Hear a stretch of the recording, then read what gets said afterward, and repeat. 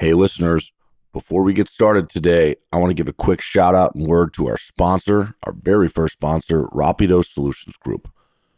Danny Frisco and Roberto Icaza, two longtime friends of mine, guys I've known for 10 plus years, the CEO and COO respectively and co-founders of Rapido Solutions Group. These guys know what they're doing. I'm excited to be partnered with them to give you a little glimpse into their business. Rapido connects logistics and supply chain organizations in North America with the best nearshore talent to scale efficiently, operate on par with U.S.-based teams, and deliver superior customer service. These guys work with businesses from all sides of the industry, 3PLs, carriers, logistics, software companies, whatever it may be. They'll build out a team and support whatever roles you need, whether it's customer, carrier sales support, back office, or tech services. These guys know logistics. They know people. It's what sets them apart in this industry. They're driven by an inside knowledge of how to recruit, hire, and train within the industry and a passion to build better solutions for success. In the current market conditions where everyone is trying to be more efficient, do more with less, nearshoring is the latest and greatest tactic that companies are deploying to do so, and Rapido is a tremendous solution for you. So check them out at gorapido.com, and thank you again for being a sponsor to our show, a great partner. We look forward to working with you. And to our listeners, that's it. Let's get the show on the road.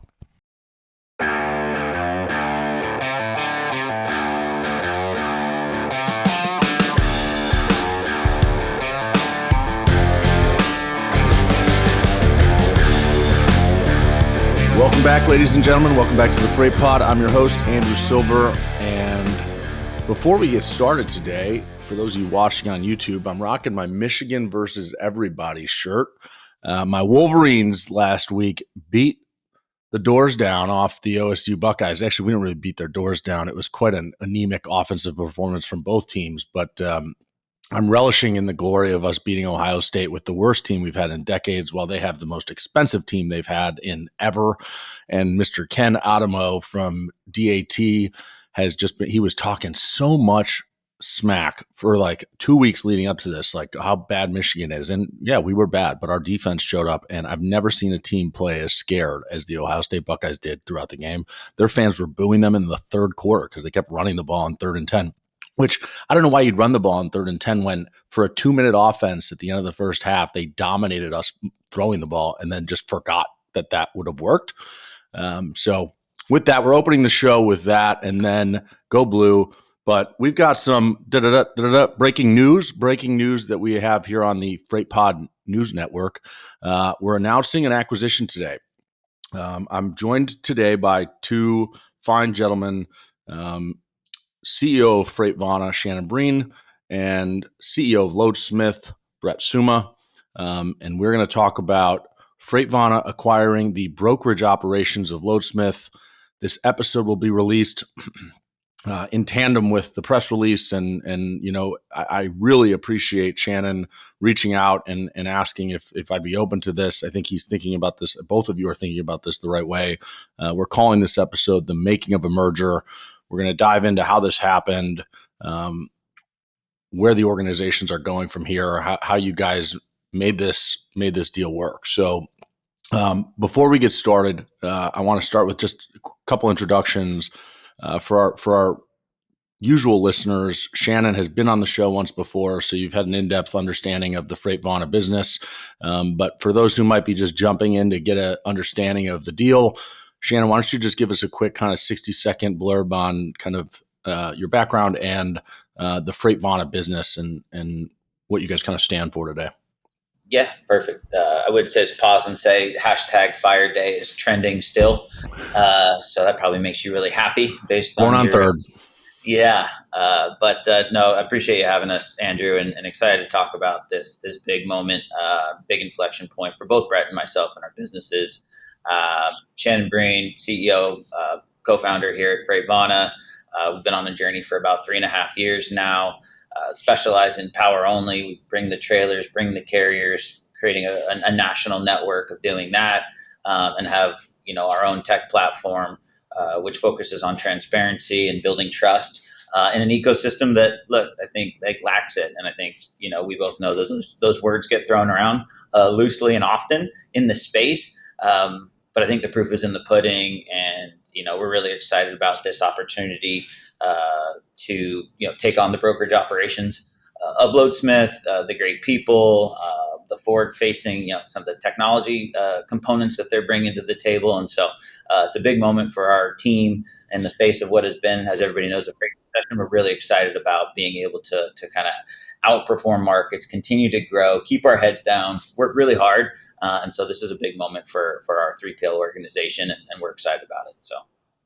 Awesome. Thank you. And Brett, I'm going to give you a little bit more time here, given that we haven't had you on the show before and we haven't talked about Loadsmith before. Can you give me a little bit of your background and then kind of what the original vision for Loadsmith was, what you guys have been working on over the years, and we'll start with that.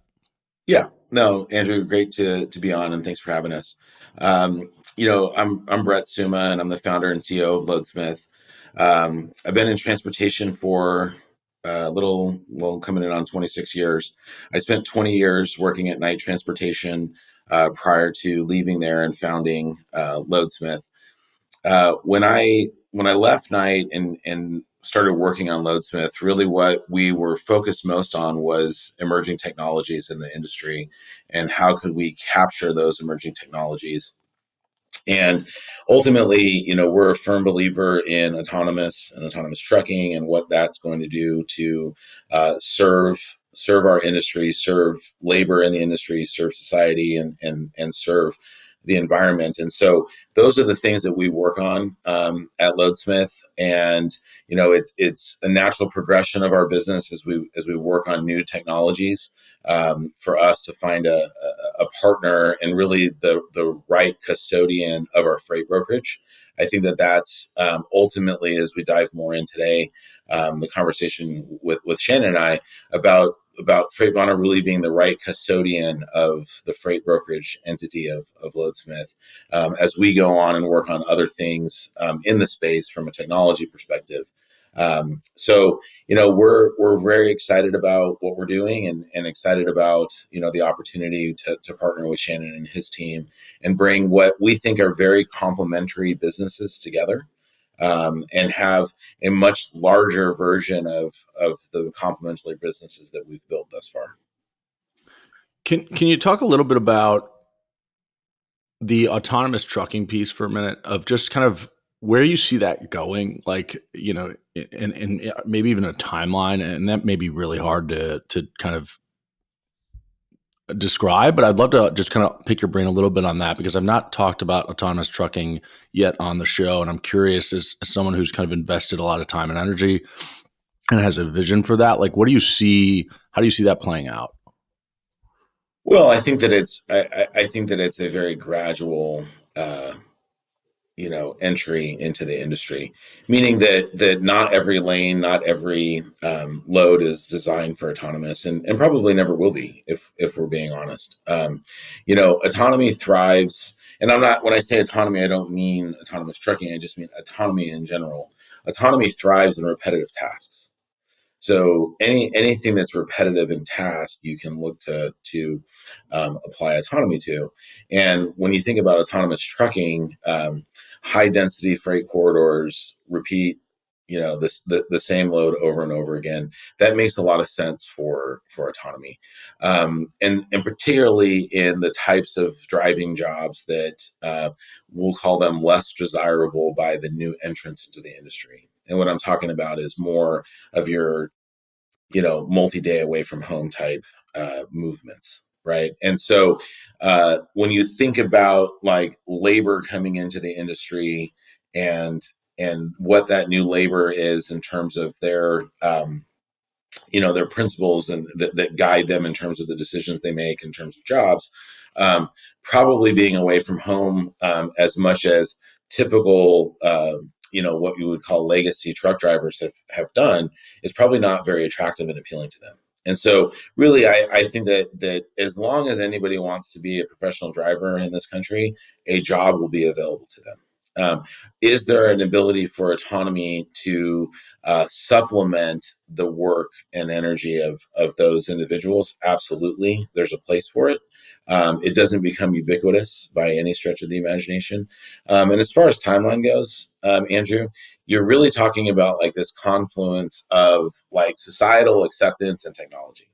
right? And I would say that technology is like outpacing societal acceptance currently.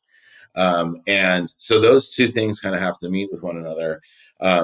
Incidentally, this morning I was driving to our Phoenix office where I am now, and for the majority of my drive, I was next to a Waymo, taxi, which is a completely level 5 autonomous, taxi. So there is starting to be that societal acceptance piece. Um, when you start talking about trucking, though, that's a whole different thing because of the fear that people would have of, I'm not really overly concerned about a Volvo, passenger car, but a Volvo tractor and autonomy, maybe a different concern, right? So those things have to come in confluence with one another. When that happens is anybody's guess at this point. I can tell you what the autonomous manufacturers say, and I can tell you what my neighbor says about it, right? Like, so there's two different, two different sides, right? So we believe that there's a horizon in which we can see it, and so those are the things that we're working on based off of that horizon where it exists. Or maybe 5 years ago, that horizon you couldn't see it.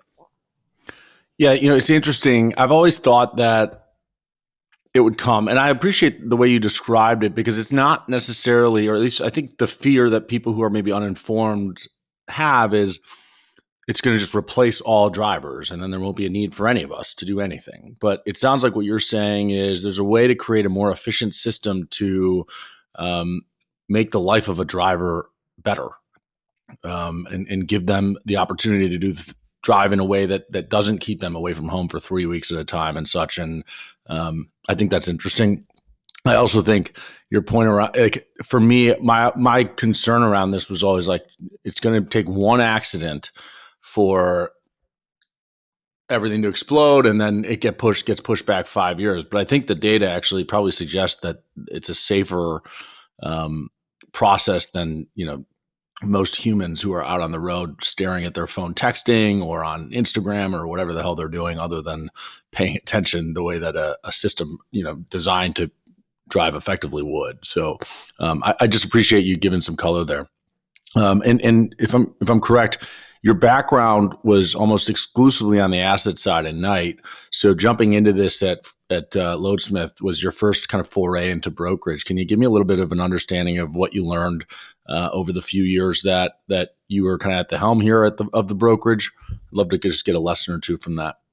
Yeah. Shannon and I have known each other since 2012, although we worked in completely different, planets at night. The freight brokerage side of the business versus the asset side of our business. And so I spent my entire career working on the asset side of our business, and really a lot around how does the network deliver to the shipper, the driver, and to the company. What I mean by the company is the network can really deliver value. Network design can really deliver value to the trucking entity based off of how productive and efficient it makes its users, right? So how productive does it make the tractor? A byproduct of tractor productivity is driver pay.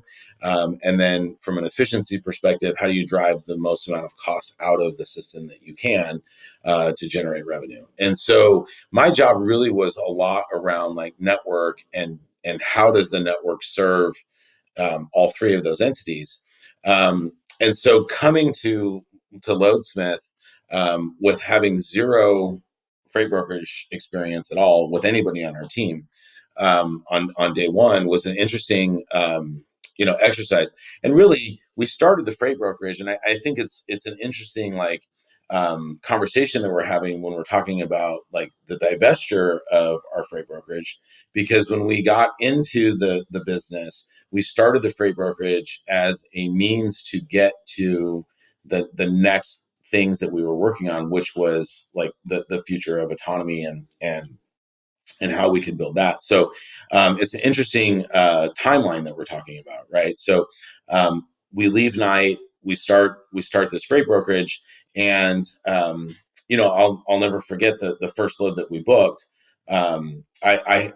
We were waiting for our authorities to be active, and so I took a last minute trip to Paris, and so I was in Paris, and it was dusk, and our authority came in, and so David, our chief operating officer, booked a load, and I was a little frustrated because I was out of town. I wasn't anticipating us shipping our first load while I was gone, and I remember calling him. He's like, "Hey, we booked our first load," and I'm like, "Well, what are you gonna do?" He's like, "Well, I don't know. I don't know how to do this next piece. The next part was the part we didn't know how to do." So in the beginning for us, booking loads was easier than covering loads because we didn't really know how to do that.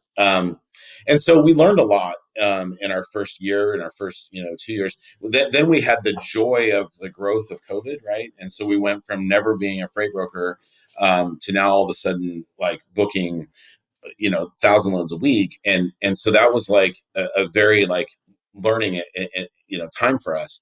And I think that what stands out to me the most in terms of I guess my perception versus reality in the industry is that I came from this asset world where what we sold was our infrastructure, right? We sold all of our trailers and all of our truck assets and all of how much capacity we had to offer, and all of that. But that didn't really necessarily equate to, just premier customer experience and customer service, right? It's when you have scale and capacity, sometimes what you're selling is scale and capacity. And so for us, I think that what has stood out for me most is just the level of excellence that we have from a on-time pickup and on-time delivery perspective. And I think I don't think that's unique to Loadsmith. I think that is more unique to freight brokerages in terms of the let's just say that the stakes are higher for us to pick up and deliver a load on time comparatively to a trucking unit that has a tremendous amount of scale. Because we're held to, I think, a little bit of a higher standard in terms of service. And then B, that our carriers, so the third party that is moving the freight, our interests are aligned in the service aspect of it, because the reality is if we miss delivery, we don't have as much ability to recover from that from a utilization perspective. So if you get a 5-day reschedule, that driver or that carrier is now stuck with that load. So all of a sudden our interests are aligned in terms of on-time delivery. Whereas if you're working in a larger organization that has a lot of real estate, the ability to just drop that load in a yard and move on to the next one, there's not a lot at stake for the driver if he misses. And so I just think that's been an area, I think, for me, that I have been pleasantly surprised at just how well service works in the logistics side of the business. Yeah, I appreciate you saying that. Just as someone who's been a broker his whole life, I spent a year working on site at Kraft. That back then was Kraft Foods when they still had Mondelez under them, or that business under them. And being on site, I had a lot of access to information that a typical broker wouldn't. But I could see the safety or the service scores every week of every carrier and broker. And the brokers were way up there in terms of the numbers, and they were held to that standard. And then I would listen to the weekly calls between Kraft and their dedicated people, and it was always just focused on price and not so much on the execution. And it just, I think that's just the way that it has historically been. And given how competitive it is for brokers, we just don't have another choice. We have to execute at that level, or there's 400 competitors waiting to pick up that freight and kick us out the door. So I appreciate that perspective. Now let's talk about the deal for a second. Well, for the rest of the show, how did this come up? Was this something where Shannon, your team, was out looking to buy something, or Brett? It sounds like based on kind of some of the commentary already, this was kind of a plan all along, and it was just a matter of when and with whom. Let's just talk about how that all originated, when it originated, and go from there. Yeah, I'd say I was in Green Bay with my boy at a Saturday before our first Lambo game together a few weeks ago, and the call came through with my co-founder John, and Brett had reached out to him and kind of expressed some interest. I mean, I think Brett is naturally looking at a few different opportunities. Let him talk through that as far as who the best fit would be. But we got the call, and it was a really interesting time. We got a lot of things going on here. You got peak season, as you know. Uh, you know, busiest time of year for us, and so a lot of moving parts. And so the call came through, and it was just one of those moments where I kind of sat and just kind of smiled and was like, "Hey, I think they always say like you only get what you can take, And so with all the moving parts, adding this to the mix, but I think a few days later, got some data from Brett and his team, and we started looking at it. So I'll let Brett probably figure in like his side of the deal. But for us, look, I think we're heads down. We're on a growth path. We got some exciting stuff happening here just on its own. And then so to add this to the mix was really exciting for us. We weren't out actively seeking. I just think naturally after the couple years in this market condition, right, Andrew, like there's just opportunities that are going to be had that are out there. And there's people looking to transition, whether it's out of a brokerage operation, which we saw, the Transfix NFI deal a few weeks ago or months ago now. So there's just opportunities for companies they start to realign and assess what they want to be, how they want to position themselves. And so we feel like we've earned the opportunity to have this opportunity, and we worked really hard to do that. But Brett probably has more feedback on just why and what his thoughts are and going into, a suitor and why FreightVana and all those pieces. So. Yeah, I think, first, I want to say, Andrew, that it was the plan all along. I would just say that over the course of the last, really 18 months, we have been working on some other technology platform things around trailers and around acquisition, disposition of trailers and inspections and damage audits and those types of things.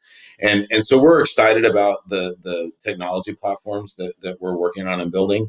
And I think that, again, if you're looking at what our plan around autonomy has been is, I believe that the autonomous future can operate much like a utility from a network perspective. And what I mean by a utility, I'm referencing something similar to like the railroad as an example, where people buy capacity on the railroad. They don't, have to go out and build their own railroad, right? They can buy capacity on it. And so it wasn't like this like plan, but as things evolved and we started building this other technology platform, it became apparent that there would be a conflict, right? If we were trying to operate a freight brokerage at the same time trying to get carriers onto our trailer management platform and divulging all of their lane information to us. And so we didn't really want to be trying to operate a freight brokerage and building a tech platform that could seem a little bit like intrusive in regards to data, right? And so that really led us to the next question was, okay, we have this asset in the freight brokerage, which I believe has a very good, resonance in the industry, meaning, we're not the largest by any stretch of the imagination, but I think that we present well in the industry. We're respected in with our customers, with our shippers and carriers. And we have a lot of really good shippers, and we have a lot of really good employees and a lot of really good carriers. And so there was value in that entity, right? And because there's value, you want to protect that value and you want to grow that value. And so for us, looking for a trading partner for it, it had to be the right situation for us to be able to take that value and transfer it to the acquiring entity, and for that new entity to be bigger and let's just use the word more complete, not better. And what I mean by that is these are complementary businesses. And so for us, because we're a power only freight brokerage, we wanted to align with a power only freight brokerage. We wanted to align with somebody who understood that business, who wasn't in that business begrudgingly, right? there's plenty of freight brokerages that don't want anything to do with managing a fleet of trailers, and that's totally fine and respectable.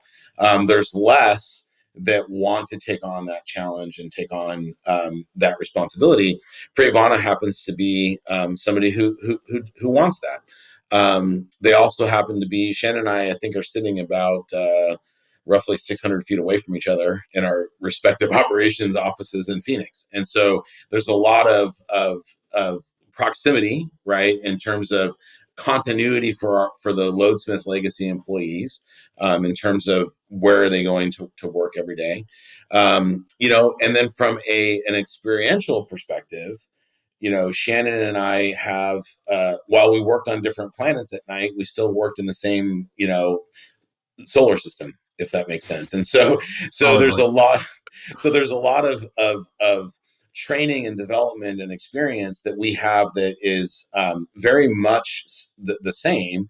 And so there just seem to be a lot of things in the pro column, and really none in the negative column, to making the phone call, right? And so once we make the phone call and then we start working on the diligence side of things, all of those pros really really shine bright, in terms of I think that the number one word that we have used throughout this entire experience has been, how do we have continuity, right? How does post transaction, does it feel for the shipper, the carrier, and the employees? And ultimately, what it really comes down to is the employees, okay, are the ones that are ultimately going to affect the shipper and carrier experience. And the reality is that, and I can't stress this enough to Shannon and his team, is their willingness to accept that, right, and understand the people piece of it. They're taking our entire operations team into their organization to provide that continuity to the shipper and the carrier. And so FreightVana allowed us the opportunity to provide the continuity for our employees, which will provide that continuity for the shipper and the carrier ultimately. Yeah, I mean, I think you're thinking about it the right way. As someone who's been through 3 of these, one being Coyote buying Access America, so I was on the buying side, but I was a salesperson at the time. So salespeople going at conflicting, that can be a problem. And then Coyote being bought by UPS, and then certainly my business Molo being acquired by ArcBest. I kind of have this belief that you're not really ever buying a freight brokerage. You're kind of just leasing or renting the people and the relationships they have, and you can keep them in perpetuity for as long as you're able to take care of them and keep them happy. But as soon as they're not happy and they leave, so do the customers that generally we're loyal to them. So I'm curious.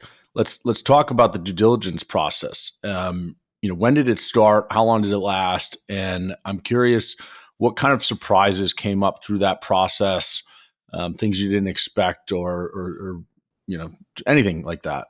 Yeah, I would say pretty quick, right? If you go back to that phone call on that Saturday, I don't know the exact date of the game, but probably mid-October, I think, when the Cardinals were playing at Lambeau Field, right? So there's your timeline. I'd also say the experience, you mentioned some of your experience, right? And Brett mentioned our common shared experiences on our end.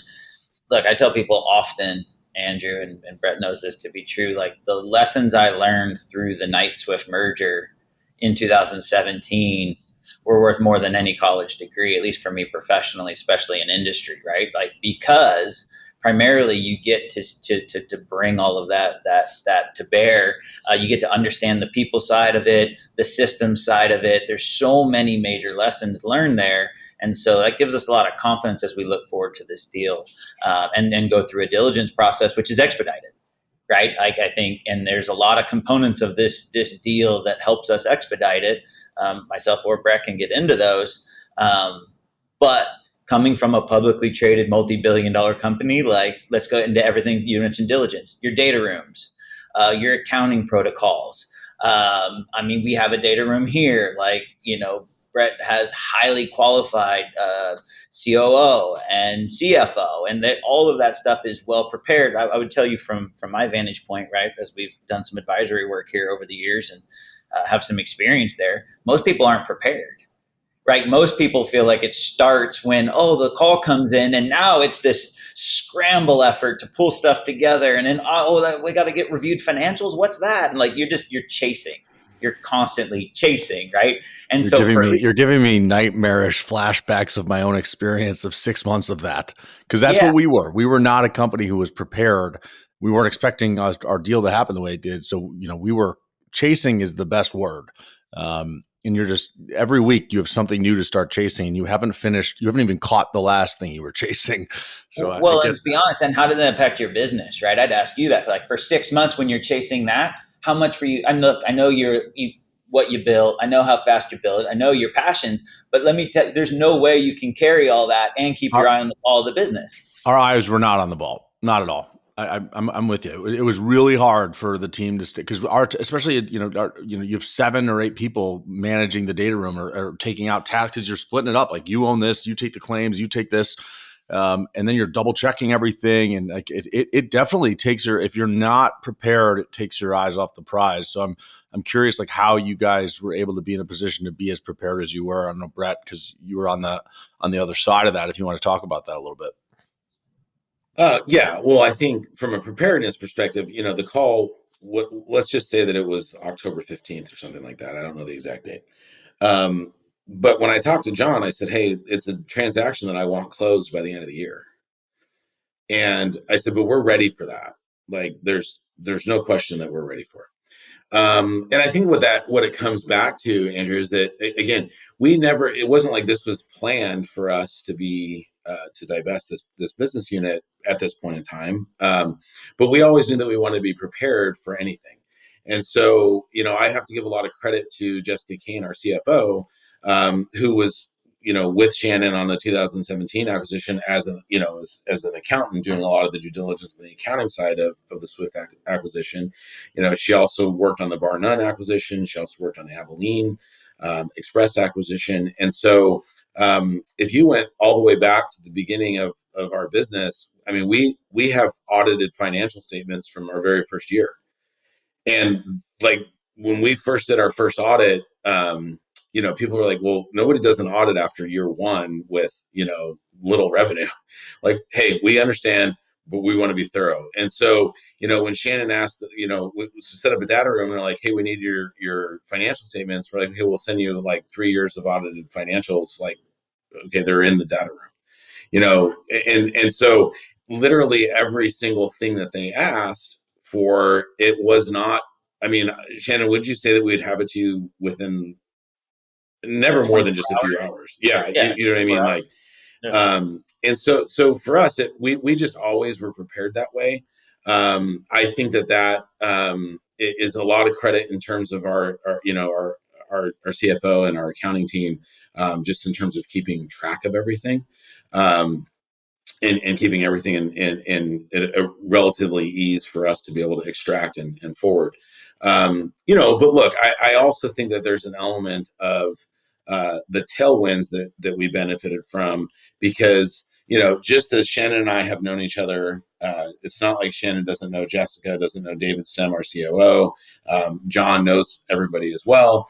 And so, for us, we had the benefit of familiarity, right? And we weren't trying to get to know each other. There was no dating period, and so we didn't have to. We could cut through that aspect of the due diligence side. Is this even going to work culturally? And then I think also too, I'll credit Shannon and his team. They asked a lot of really, really great questions. Those questions we had answers for because, again, that similarity of background, right? They were asking questions that we would have answers for because we would have those same questions for them. And just because of how complementary the businesses are to one another, and then again our backgrounds, and so we did have some tailwind just in terms of our familiarity, but I do think that we were very well prepared for for a due diligence period to be expedited simply because of how much time and energy that we have always put into making sure that our I's are dotted and T's are crossed. I'm curious, Shannon, I think it definitely is a sign of a good business when, everything's as clean as Brett's describing it to have been. But how do you evaluate the quality of the relationships with the customers and the quality of, say, the culture of a business like this in a due diligence process? Because I remember when I went through our situation, and I was so scared because they wanted me to set up phone calls, meetings with 5 of our customers before the deal was done, and with myself, the customer, and the 2 of the C-level people from the acquiring team. And it's scary because you don't know the deal's going to be done, and you certainly don't know how the customer's going to receive that information. Right. But it did give them a very clean understanding of the relationship I and some of our team had with our customers and how they felt about us. And I think that gave them one of the final kind of boxes to check of like, hey, it's not just numbers that we're looking at. There's real value to these relationships. So I'm curious, from your perspective, how did you think about trying to understand the quality of the culture within their business and the quality of the relationships to the customers they had? Yeah, I think the culture one was easier, to Brett's point, because of the familiarity our teams had, right? Like, I know David, I know Brett, I know Jessica, and I know, because I know them, I know the types of people that they would want to have in their organization, and we've seen each other at conferences and all of those pieces. So culturally, I think not a lot of cause for pause, let's call that. On the customer side, I think data tells a story always, right? Because you can see the historical growth path. You can look at service scores and metrics, internal, external, what was, all the information shared. And so you can create a story of a customer arc and a customer trend. And like all of us, right? There's no perfect stories. There's customers that came in and, for whatever reason, they go out and you ask questions and you can learn. So data is an incredible way if you have it, right? This goes back to being prepared. You have data, the data tells the story, like, well, look, you grew this customer to here, and then now like they're trending this way. What's the story? And there's usually a story, but because you have the data, you can ask. And so that's been a lot of the last 2-3 weeks as we highlight the growth stories, highlight some of the other stories, and just dig in. And then naturally, look, I think when you think about power only and assessing like what's possible, power only from a network effect, right? We've seen all these businesses talk about the network effect, whether it's a platform or technology, and right, one platform to solve them all. And I don't agree that that's ever the thing right now, you know what I mean, as far as what it's going to be.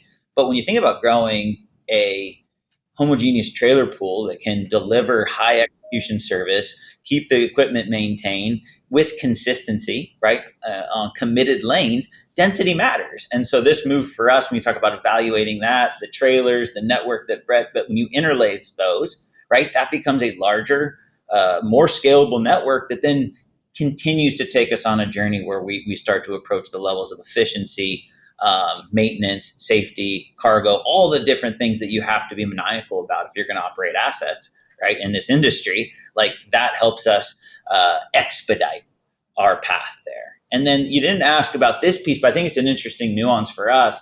The nearshoring piece is really interesting about Brett's business, right? Brett's got a pretty sizable group of nearshoring folks out of Colombia that support his business. We here at FreightVana, we don't have, that has not been a large part of our early stage development growth operation. So I'm wildly interested, and I have been really always very curious about it, but this expedites us very quickly into having those types of associates that can help us grow and build, that are doing creative things for Brett's business. And so when we think about assimilating those businesses together, like, I am so excited to see like what are the learnings, the best practices that come out of the melding of these two businesses. When you think about operating, thousands and thousands of loads a week now under one umbrella, that becomes an interesting test case, use case, and a huge learning experience, which I've kind of shared with our leadership group, and I will share also, with the incoming, employees of FreightVana. Like, the opportunities here are so great for learning and growth. As I mentioned, for myself, I go back to 2017, huge for us, right? For these employees, they will learn so much over the next 3, 6, 9, 12 months. Like, it's really exciting. It should be an exciting period for us because the new challenges and bringing it together and what is best. And then it challenges you to kind of take yourself outside your own ecosystem and really evaluate what's possible, which I think is just an amazing time. And a deal like this for us forces that. And I think it couldn't come at a better time. So, I think it's fair to say that ultimately a culture is what defines whether or not a merger can succeed or fail, especially with respect to the integration process and how you navigate the integration process. So moving off of the due diligence piece, what's the integration plan? Or at least today, how are you thinking about that process? Yeah, I can start, Brett. You can finish. Look, we've got we are moving relatively quick, so the rest of December will look like a lot of cross functional training, getting a chance to meet the new folks. I think we've talked a lot about continuity, but another word that I would say that we've used often between Brett and myself is humility, right? Like, we don't know what we don't know. I think what happens, and I've seen this, and I'm interested in your experiences too, Andrew.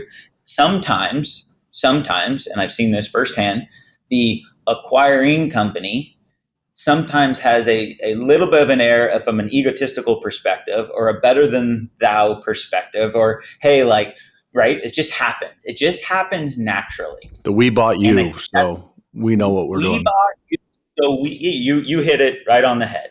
And what I learned in 2017, why I thought that was a very successful venture for us there, and what I am most passionate about working hand in hand with Brett on here, is making sure we show up. No one's better than anybody. And I think culturally, which you asked the question on, that is the key premise that then will allow for learnings, that'll allow then for best practices, that'll allow then for change, because as soon as you are able to dampen that ego, then opportunities and really creative stuff happens. If you show up the other way, it crushes it, right? It crushes it, and then that what happens internally is so damning. And so I've seen it go really well in my own experiences as well as the industry. And we're just, Brett and I, early stages, like, hey, we want to set the standard. We want to do this for our people the right way, both people, and we want to show up with a lot of humility so that we can make sure we land in the best spot possible for the continuing brands. And so that has been the guiding light and premise, and will continue to be for our teams over the next few weeks as we merge these two businesses together. Go ahead, Brett, if you want to add on to that, and then I'll chime in.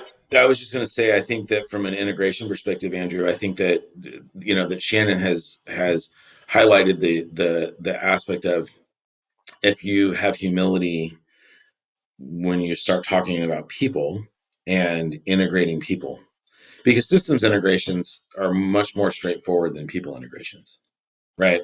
And so, okay, well, how are we going to transact the loads? Well, we're going to have to transact the loads. That's a given, right? Like, we know that we're going to have to do that. So how do we do that? Okay, that's a more linear thing when you're talking about systems integrations than you are like people integrations. And so when you start talking about the people aspect of it, and as we were working through what does the integration plan look like from a people perspective, Shannon and his team were like, okay, tell me about this person. What role do they do, and what effect do they have on the business? And those are the things that I think that I've been very encouraged by in terms of the FreightVana team. Again, coming at it as like, okay, well, what's the process, and what works and what doesn't, right? There's elements obviously of each. Both businesses are successful. Both businesses are successful for a reason, right? Well, what are the driving reasons behind the success between Shannon and his team, and what are the driving reasons behind success of Loadsmith and our team?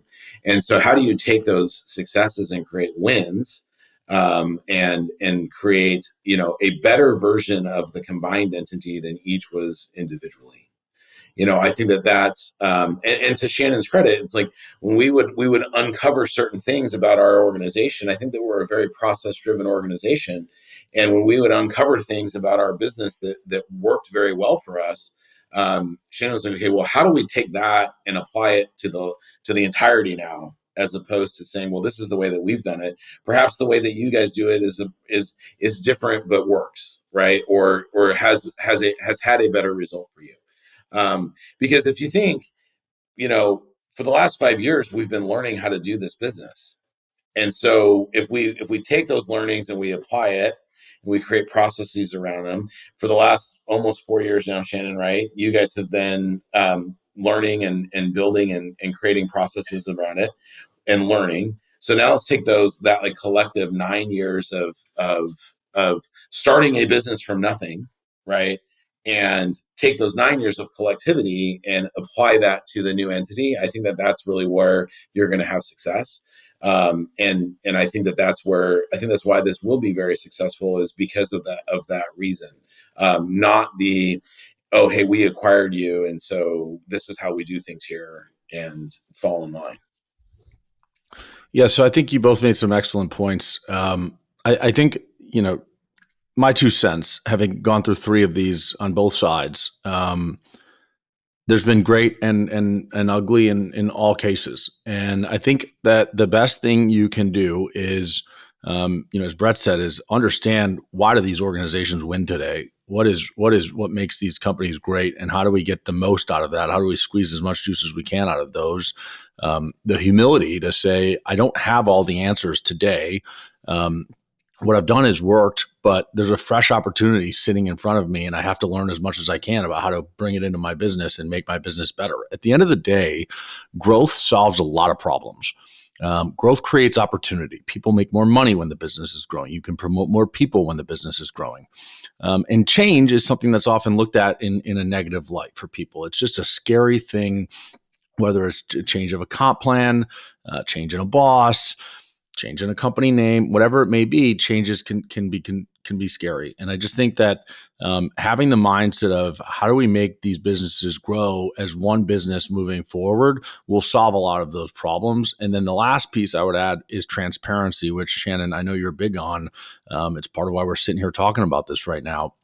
The more honest and open you can be with your team, about both teams, about what you're doing, and then most importantly, why you're doing it, the better you'll be. As long as you're making decisions with your team's best interests in mind, and that may not be one individual's best interest.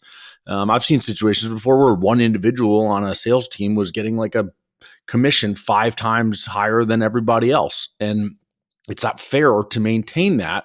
So that person's maybe not thrilled when you change it, but if you're making decisions that puts the team's best interests in mind, and you can explain the why on that decision, will some people be unhappy? Sure. It's impossible to make everybody happy all the time, but people respect leaders who are honest and explain the reason they make the decisions, especially if they trust that they make those decisions with their best interests in mind. So, yeah, I think that was one of the driving forces reaching out to you, right? Talk about the mindset, talk about the thought process, talk about the work that goes into it, right? A lot of companies, and publicly traded or not, right? There's so many risks, and they got 300 things they've got to check a box on. You know that well from your last run, right? And so for Brett and I, it was like, hey, how do we show up and be authentic with our folks, share the story with our folks, let them hear it from us. We're going to plan on having these conversations naturally with both of our teams in short order, in capacity, because we've got to get moving forward in kind of these next phases. And you just got to be out there and front forward. And it all comes down to leadership, right, Andrew? That like leadership can really set, I think, these deals up, and then setting the appropriate expectations. So I think leadership and expectations are huge keywords when you think about mergers, acquisitions. I think expectations may not be set appropriately. And then leadership, whether it's authenticity or planning or what, may not be in the best spot to deliver the goods of what the opportunity really presents itself. And look, that's the cool part about business. That's the fun part. The reason why we are all doing what we do is we all have a passion for growth. At least certainly the 3 of us do, right? And I didn't, and Brett didn't. Brett's got these other ambitions, which he talked about. And like, I didn't leave a prior career to, no offense, but like, maintain a X level brokerage. Like, I came to do really special things in the power only segment and the technology piece, like from a cultural perspective. I know you're still jealous of our branding and our marketing from your commentary back in Nashville. It's good. Like, I wanted to do things different, right? And this, coming to chance to talk to you today, and like what we're giving you that insight, like that's just another step of us trying to be a unique entity in the space. That, look, there's, to your point, thousands of people, and there's 400 people lining up behind you to move the same freight. So then how do you differentiate yourself? And we feel like for our employees, for our customers, for our carriers, like this is how we do it. At least they know when they come work with, someone like FreightVana and certainly Loadsmith and its history, like here's what you get behind the scenes. Here's why you want to work with a company like that. 100%. Now, as we get ready to wrap here, I guess I would just ask, if we were to have this conversation again in a year, what would success look like? Brett, you want to go first? No, go ahead, Shannon. Yeah, I'd say, look, for our teams, like continued growth, right? We have charted a very unique growth path here in our 3.5 year history in the face of the freight recession. Regardless of which way the market winds blow, we plan on this being another stepping stone to our continued growth and expansion. So for us, we want to continue on that trend line. Clearly 25, if the market winds blow, with a little bit of winds in our sails and even find some semblance of equilibrium, right? And that's the other thing about running assets. You've got to have a certain, revenue basis to be able to cover off on your fixed costs as you build these networks. And so that will surely help a company like ours. But overall, continued success on building our tooling around our trailer technologies, certainly our team, and then our customer base. Like we're really excited about where we sit. That's what success would look like, and do it safely, right? And then ideally, I would tell you, like the retention. We talk a lot about the employees, like retention of both teams and growth and the new opportunities that come with new roles, new segments of our operating business, which you've seen as you've grown, Molo and others. Like there's just new divisions that stand up. There's new like, so to us, it's that continued growth path with new leadership opportunities. Like to me, that's the legacy. That's the one that I believe that Brett's excited to see for his team in us. And that's the one I'm here to help lead us towards. Yeah, no, I think success for me is really all people driven.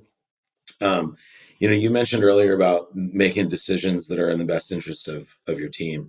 It's a tough role to have to make a decision that affects so many people. That's a very hard thing to do, and ultimately that's the decisions that we've been tasked with.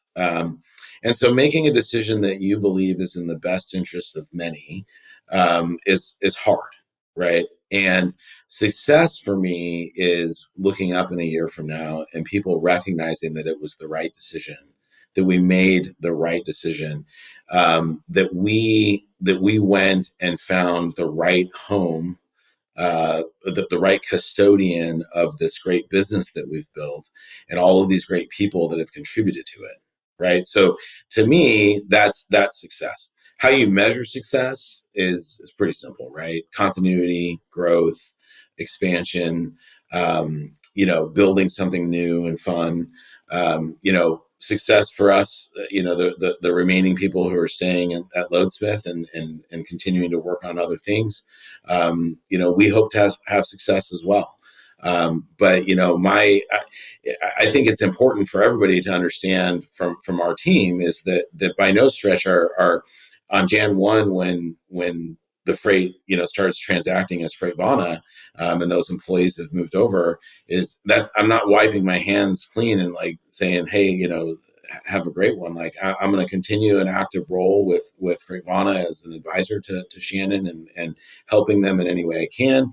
I imagine that getting some FaceTime customer visits over the holidays might be a little difficult, and so I imagine that Shannon and I will make some in-person sales calls together to talk about the why and to talk about why FreightVana is the right custodian for the shipper's freight, and that's my commitment, my continued commitment. We're getting out of the freight brokerage business, but we're not walking away from the business. And so that's, I think, for us, success is easily measured in terms of continuity and growth. But what success looks like to me is really looking back, the team saying, gosh, that was really the right decision, based off of, this inflection point that we're at Loadsmith in terms of another business and how do they scale that business. And then also continue to have success with the legacy brokerage that we built. Yeah, I mean, I think that's very well said by both of you. So, listen, I think we can end it there. I think you guys have really given us the audience a clear understanding of how this deal came to be, why it is what it is, and why you guys have made the decisions you've made. And I think we're all kind of wishing for your success. And hopefully a year from now, we can sit back down and maybe do this again and talk about, where FreightVana has gone. And then I'm very curious, Brett, where you're taking the team at Loadsmith, and when you're ready to talk more about that publicly, I'll be happy to have you on again and discuss it. So with that, that's all we got. Thank you to our listeners, and we'll see you next time.